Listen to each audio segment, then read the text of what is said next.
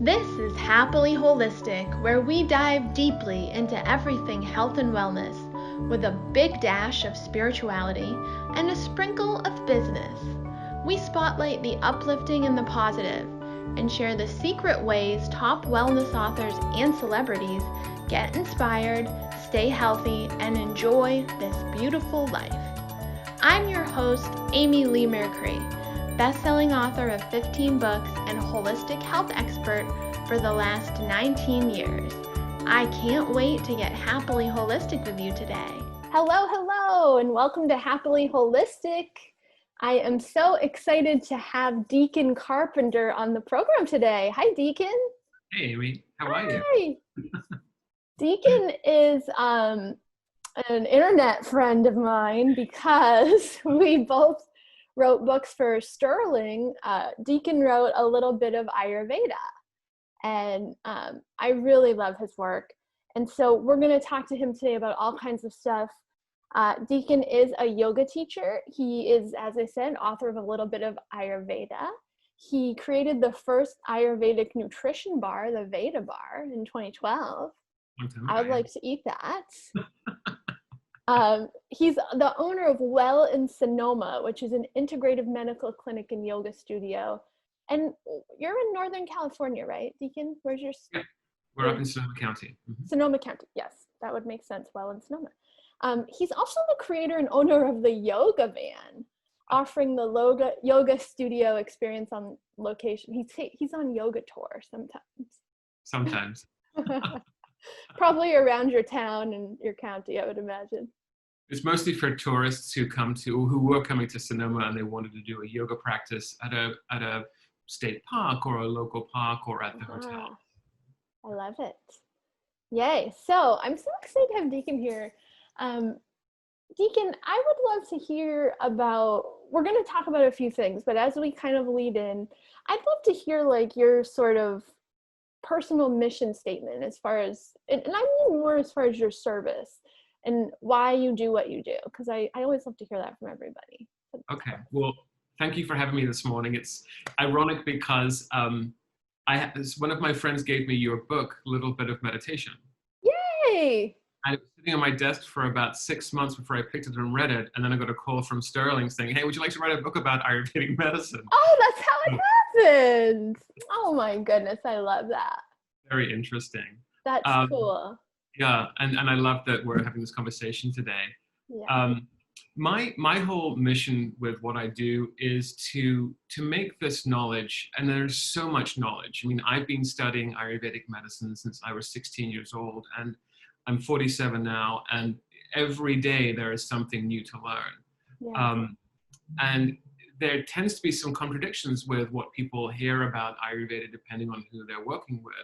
So my approach with all of this knowledge is to make it practical for people who are looking for change and are looking for change at their own pace without feeling like it's a pejorative journey for them. I tell people all the time, I could make you well in 3 months, but you'll be, covered in sesame oil for 8 hours a day and chanting and meditating and eating gruel. So I have to be more mindful and practical for people who, especially now with COVID, with a lot of people still sheltering in place and schools not opening, how can they be approachable and practical for people who are parenting and working and slowly starting to lose their sanity a little bit? Yes. That's my mission with Ayurvedic medicine, is to make it really practical and really approachable for all people of all walks of life. I love that. And, I think in all aspects of wellness, we find what we can be consistent with, generally speaking, and what can fit into our lifestyle is what we'll stick with. Now, are there times for cleansing? I don't necessarily want to say cleanses, but cleansing, more dramatic, intense healing experiences? Absolutely. But both, right? Yeah. Mm-hmm. Yeah. One of my all-time favorite wellness treatments, which we can think of it as a luxurious spa treatment, but it's really a deep healing treatment, is Shirodara with the deep herbal Ayurvedic massage too. When I get to go to LA, I do that and I love it. Would you tell our listeners about that? Because I just think it's so beautiful. So yes, so you're talking about Shirodhara with Abhyanga massage. Yes, Yeah. You got it. Abhyanga, it's an amazing therapy because it really deeply drains the lymphatic system. And if you're going through any so Panchakarma is the Ayurvedic version of basically surgery. You know, Ayurveda was the first medical practice really cognized by the rishis and by humans. And even though it was cognized by people who practiced more of the Hinduism religions, focusing on the 6 philosophies of Hinduism, it's really practical for everybody. So Shirodhara and Abhyanga are part of our deep cleansing systems, which fall under Panchakarma. Pancha means 5, Karma means actions, so 5 actions of the body and how we purgate. And everyone loves that term, purgation in America. So with Abhyanga is typically used in a lot of different applications for Panchakarma. Some other deep cleansing Panchakarma treatments that we do, or that I've been subject to in my life, have been Varechana and Vamana, and they're as bad as they sound. So Varechana means to scrape, and that can be done, and it's really focusing on bringing toxins into the lower gastric intestine part of the body, and then purgating them through the GI and the colon. Which can be pretty challenging because, depending on the herbs you're taking and the amount of toxins you have, it could be quite intense. And the other one is Vamana, which is the same type of protocol except through emesis. So you're throwing up. That's the least fun one, it sounds like. Yeah, I used to go to a hospital in India every other year, and they'd always prescribe me that. Oh, no. You get to throw up. I know. It was intense. And I puzzled some of the therapists and the doctors that were there one year because I had this kind of brick red stuff come out of me, which is pitta, deep-seated pitta. Which was pitta. Looking around each other like, we've never seen this before. Wow. Yeah. But Abhyanga is my favorite, and it goes along the muscle chains of the body, and it is great for lymphatic drainage. Helps to bring toxins in the bloodstream, through the bloodstream into the digestive system. So when you do finally purgate, it's an easier way of getting rid of the toxins. Shirodhara, so there are several different applications of Shiro, and I'm so glad you brought I just love it. I teach shamanism. I think you know that about me, Deacon. And I'm a medical intuitive. So I'm a intuitive psychic person. And Shirodhara, it's like finally soothes my senses. Right. In a deep way. It puts me in an altered state beyond, say, yoga nidra or something. Like, it really puts me in a state that I like to visit. So tell us. Tell us more. The yoga nidra is really good. Obviously, that's, for people that don't know, that's the yoga of sleep, and you use oils to sleep. This is more of as you say, a deep relaxation where you are still conscious of the experience. And for you being predominantly Vata Pitta. I am. You can tell. Well, that's your creative side and your drive side and your leadership side. And it's a wonderful combination. But when there's too much wind on the fire, wind being Vata, fire being Pitta, it can blow out or blow all over the place. So Shirodhara, it's warm oil that's poured very slowly on the forehead, on the third eye, is fabulous when you're using sesame oil to just calm down the Vata and that monkey mind that we seem to have so much. The other version for Pitta, although Pittas can receive the sesame oil Shirodhara, is Tekladhara, which is medicated milk. So you put herbs in the milk, and it's warmed again. Interesting. When you think about the consistency of oil versus milk, oil is it's that wonderful, just basking on your forehead, what Vatas need more than anything. And there are cooling properties in the milk with the herbs that soothe the pitta. So if pittas have a challenge with being enraged or they have a temper, it just mellows them out beautifully. So, interesting. I love it. Big fan of Shiro. Absolutely love Shiro. I just, I think when we're looking for ways to give ourselves self-care, I'm a big fan of that, and I'm a spa kind of a girl. I do enjoy spas. So when we're looking for ways to give ourselves self-care and to experience a deeper level of relaxation, I remember at the end of my treatment or during my Shirodara treatment, I thought the practitioner got up and left the room, which was fine. She was amazing. She was at a spa in LA. I thought she left the room, and I had a full chat with my friend Ganesha, which that is not personally uncommon for me, but I felt like she left and Ganesha came in. She never left the room. I mean, that was the deep level that I was in. And I've been teaching shamanism for 19 years. So for me to feel like, wow, I went so deep, I was like, wow, this is an amazing treatment. So really nice. How if we could all experience that level of deep relaxation, I mean, I think we'd all be in a very different state of mind right now. I think we would. And I think that's a perfect segue for us. Very nice. Let's chat a little bit about the world is in quite a state right now. And, as we deal with COVID and we think about the Ayurvedic perspective on viral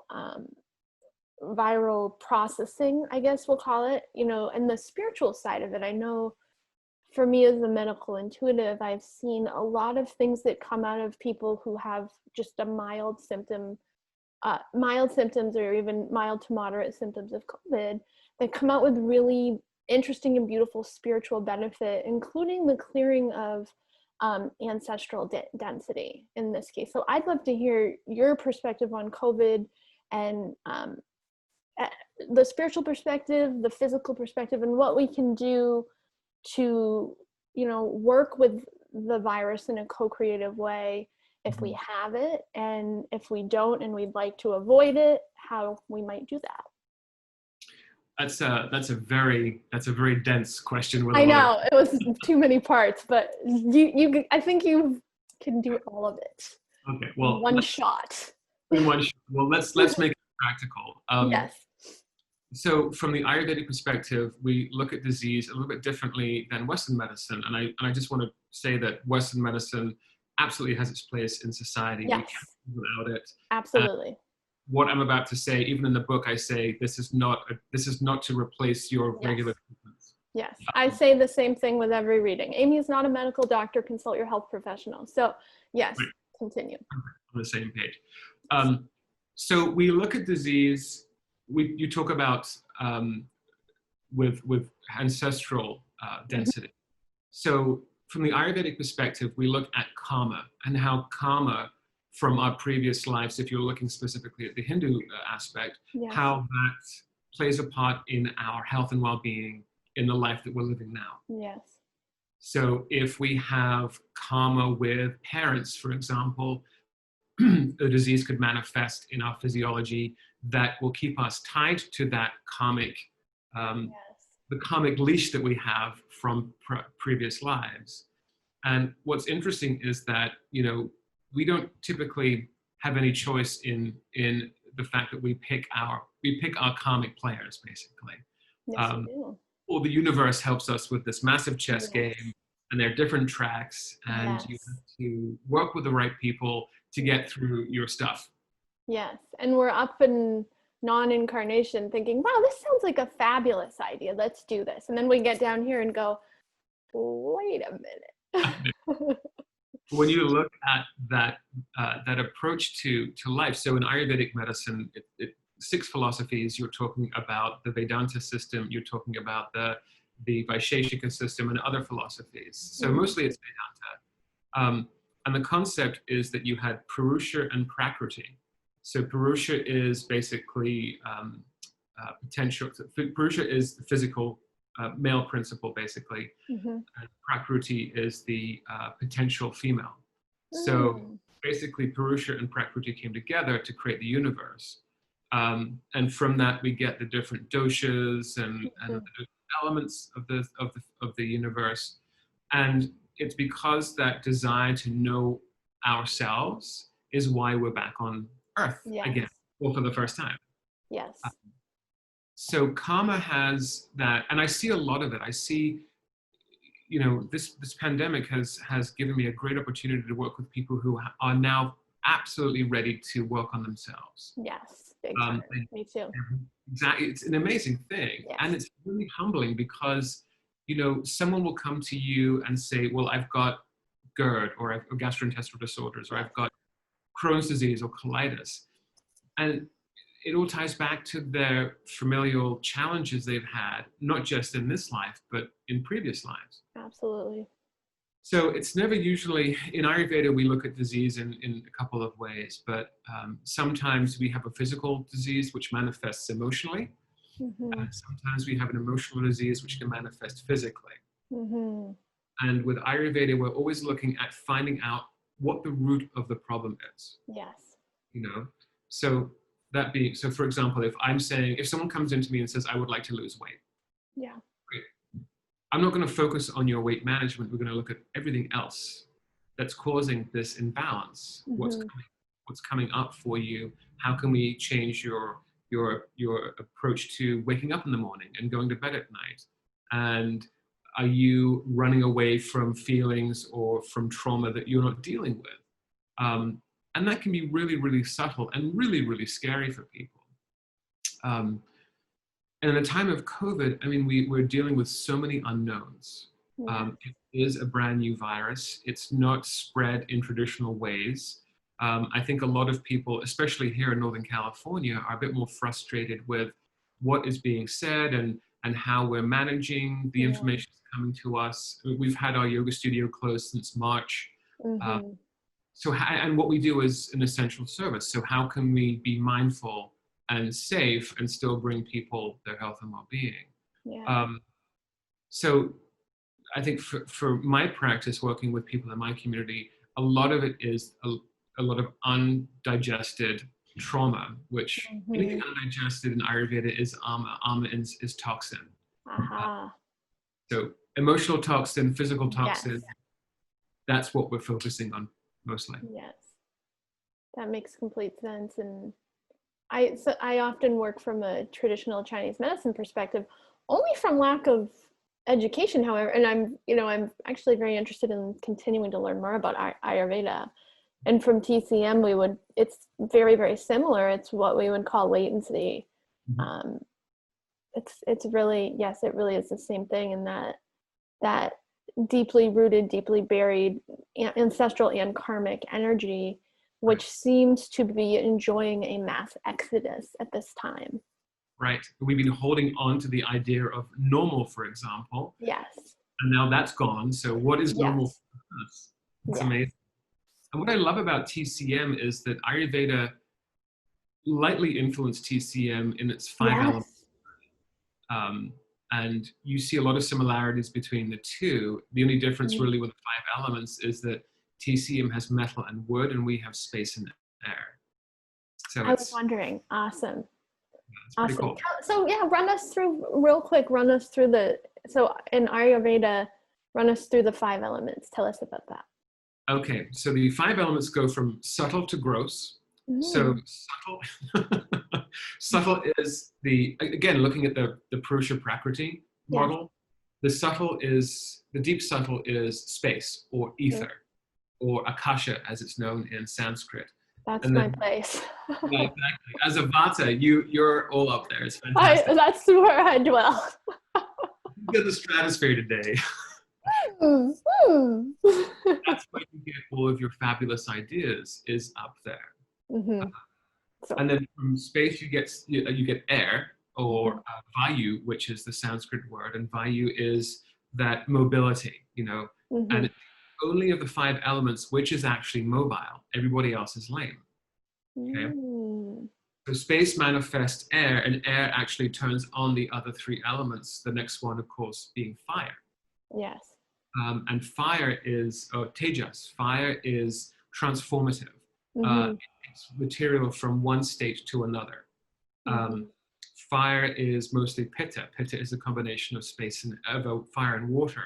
So it's that reactive drive, and I'm going to get it done my way. And if there's a fly in the room and I've got a bazooka next to me and a fly, the bazooka is going to do the job, but now I've got a hole in the wall. That's the impetuousness of a pitta.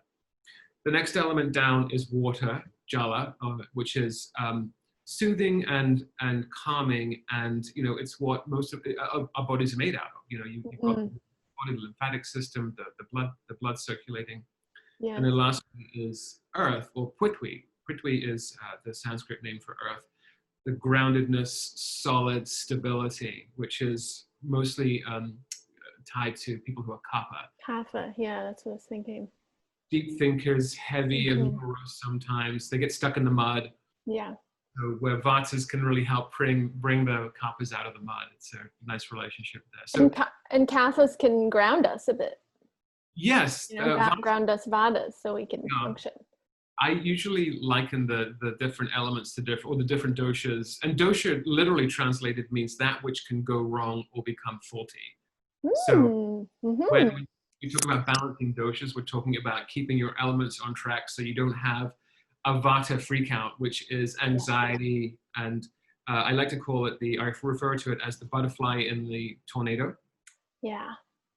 And you've got so many things going on and you're not sure where to go and where to land first.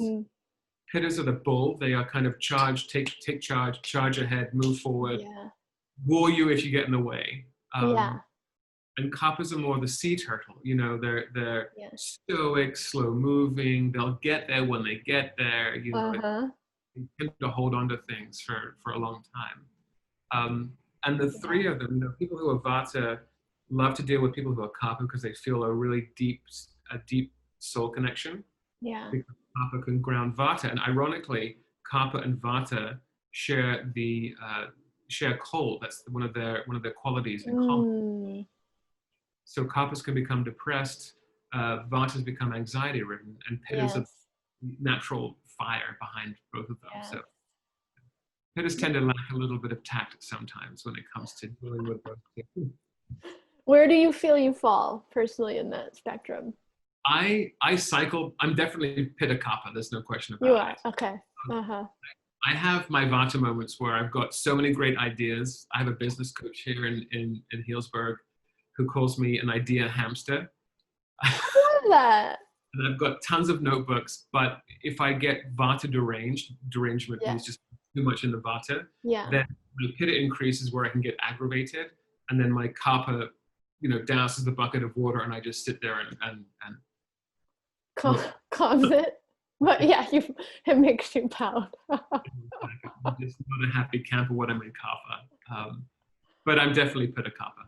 Is our goal from an Ayurvedic perspective to kind of find the balance between all of these elements of ourselves and find like a good sort of balance point that's probably mutable?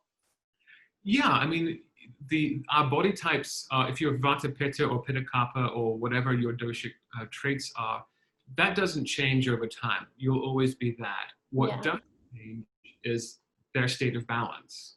Okay. And that changes as we age. Every 7 years we enter a different phase of life. Definitely. It changes through the seasons as we go from summer to fall, fall to winter, winter to spring. It changes with climate. And it changes with stress. And stress is the one variable that a lot of us don't think impacts us, but it is the kind of the ground floor for all of our imbalances. Absolutely. Which let's bring that back around to in this time where we're dealing with COVID, which is bringing various levels of stress to us that are kind of constantly changing. What would, from an Ayurvedic perspective, how would we manage that and also support our bodies, including boosting our immune systems, to navigate this time? I'm so glad you brought that up, because in typical Western medical fashion, and I'm not knocking Western medicine at all. Nope, we are not. We are very happy to have it. I work very closely with a family medical doctor and an internist here at the center. But it's very reactionary. It's usually after the fact, and then Western medicine tries to control and contain. Right. And what isn't being discussed right now in any state, in any county in the country, is how can we prevent, how can we boost our immune systems? What can we do to stay healthy? Right. We have the mandate of wearing our masks and socially distancing and dousing yourself in hand sanitizer, which all are great. But what are we doing to prevent us from getting any sort of infection? And for the most part, you'll see that a lot of people who are getting symptoms and getting COVID themselves, they have lifestyle diseases, which is, obesity, diabetes, high blood pressure, heart disease. Those are where this disease is targeting people mostly. It's not cut and dried just for those people. For sure. So the conversation that we need to be having is, what can we do with our diet, with our lifestyle, with our stress management to boost immunity? And that could be something as simple as doing pranayama, which is yogic breath exercise, or smelling some essential oils. I mean, that sounds a little, but the sense of smell is so powerful. And I think the challenge we have as humans, being sentient beings, is that sheltering in place and not being able to be social with our friends and our pods, basically, that level of interaction, that's what creates that wellness gene, that well-being gene. So a lot of Zooming and Skyping has happened over the past 5 months. Sure has. But also examining what you're putting into your body. If imagine that your body is a supercomputer, and you've got these 5 different senses, or 5 different inputs: sight, sound, touch, taste, and smell. Yes. And typically with the sense of smell and the sense of taste, they're the grossest ones. They're the ones that we go to because they're easy to go to. Yes. And we'll reach for foods which are incompatible with our body, or we'll eat food which reminds us of when we're children. But if you're 48 years old, maybe eating a Nathan's hot dog every night for 5 weeks isn't the best choice. I'm just putting it out there. And then there are rituals in the morning that you can do which help to boost your immunity, like waking up, brushing your teeth, scraping your tongue. I just did that. Yep. I do it twice a day. It's great. Yeah. Scraper. Dry brushing is fabulous as well. Dry brushing helps to move the lymphatic system. I love dry brushing. We should do a whole segment just on dry brushing. I know, we should. I was just thinking. And then, we do head massages, a little bit of oil in the hand, and just massaging the scalp and getting the scalp, and really feel that soothingness, that level of love you're giving yourself, and even doing it with your feet. Yes, too. And meditation also helps. I mean, I've been meditating since the age of 16, and I fall on and off depending on what is going on. Me too, but same. Yeah.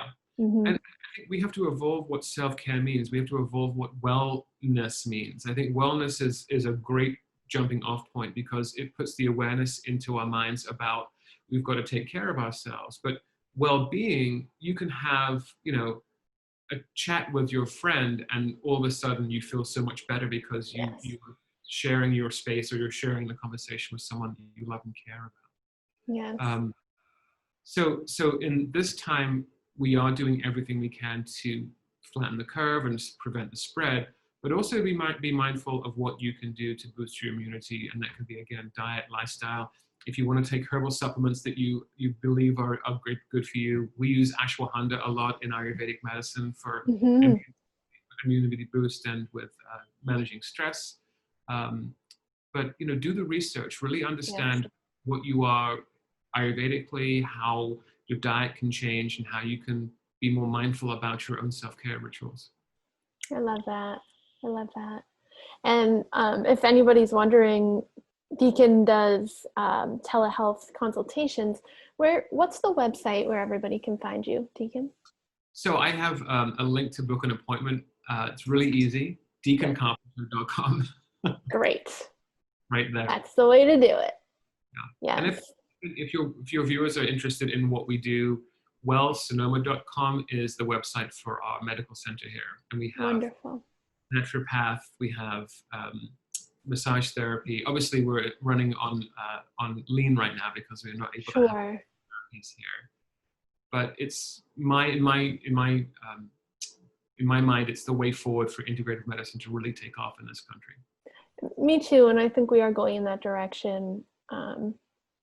I've been a medical intuitive for 19 years, and obviously it's been an amazing experience to hear many thousands of people's stories and get to witness their healing and their processes. And we have definitely moved towards an integrative model in the past 5 to 10 years in a big way, which for people like you and I, that's a very exciting prospect, that more and more people are coming to think in these ways and finding new strategies to live a higher quality of life, because that's really what it is. Absolutely. And even Western physicians are looking at people like you and I. Yes, they are. Health coaches, naturopaths, more subtle technology, really understanding that those systems that we work with really help the patient at the end. Yes. And how amazing that people like you and I do get to work with these, healthcare professionals now. That's very different than 19 years ago. It's different 5 years ago. Yeah. So really beautiful. So it's been so amazing having you here. So I have a question that I ask everybody at the end of the program, and we're going to have Deacon back soon because I think we have so much more to discuss. So keep your eyes peeled for a part 2 or another Deacon episode. But I would love to ask you our wrap-up question, which is, if you could tell your 17-year-old self one thing from the future, what would it be?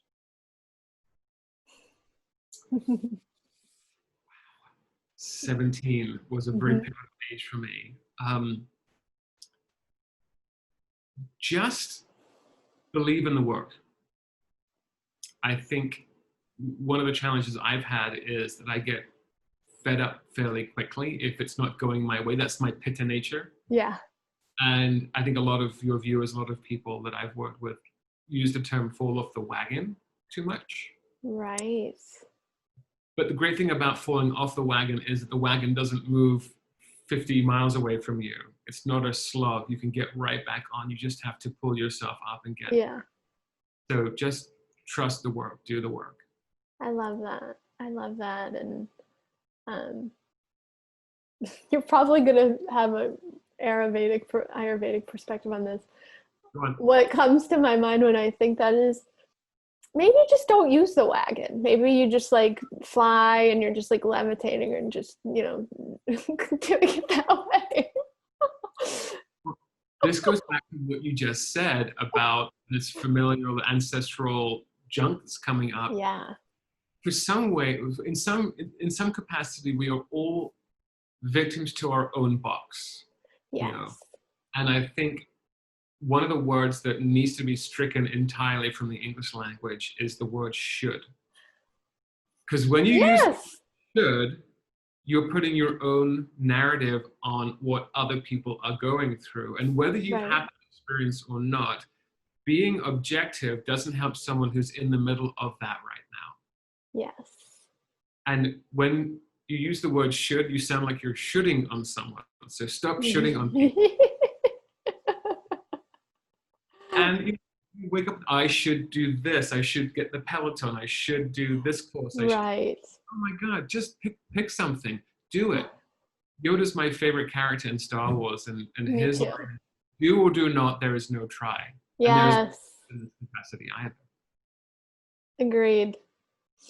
Go for it or go have some fun. That's generally my philosophy.